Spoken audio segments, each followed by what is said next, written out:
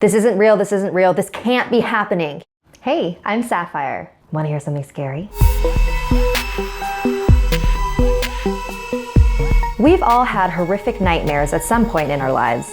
And just when it feels like there's no hope for you, you wake up safe in your bed. But what if waking up wasn't enough? What if the demon was still there? In this next chapter, I will be sharing a true experience that a friend of mine had. So Mike was attending law school and lived by himself in an apartment in Fullerton, California, apparently one of the most haunted cities in Orange County. In the first few months of living there, he started seeing things and feeling things. When he watched TV, it felt like someone was watching him. When he'd walk into a room, he'd see someone standing there just before he turned the lights on to find the room empty. Living alone is probably just messing with me, he thought to himself. Then one Friday night, Mike was washing dishes in his kitchen when he suddenly got the very strong feeling that someone was standing behind him. He looked in the reflection of the butter knife he was washing. It was his grandmother. She had died 5 years before. She looked incredibly concerned and was pointing towards the door. He turned around, but there was no one there.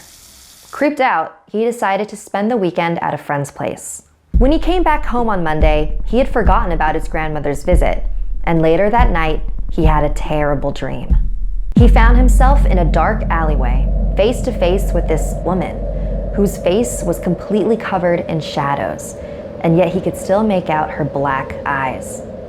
She kept pointing toward this old building in the distance, like she wanted him to follow her there, but he kept hearing his grandmother's voice in the back of his head. Leave! Get out! So he started to back away from the shadow-faced lady.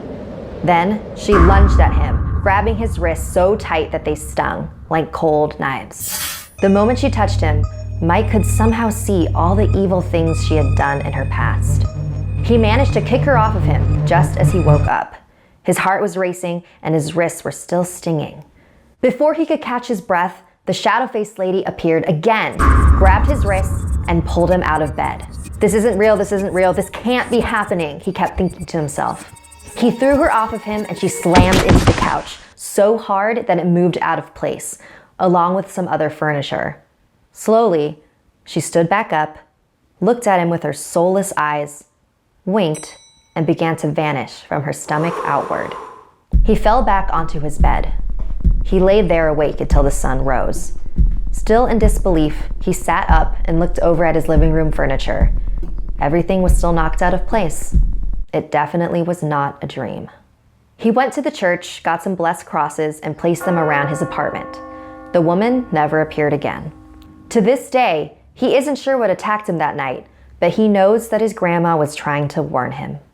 Have you ever had a dream seep into reality? I'd love to hear about it in the comments. Thanks to Michael Lavinia for letting me share his story.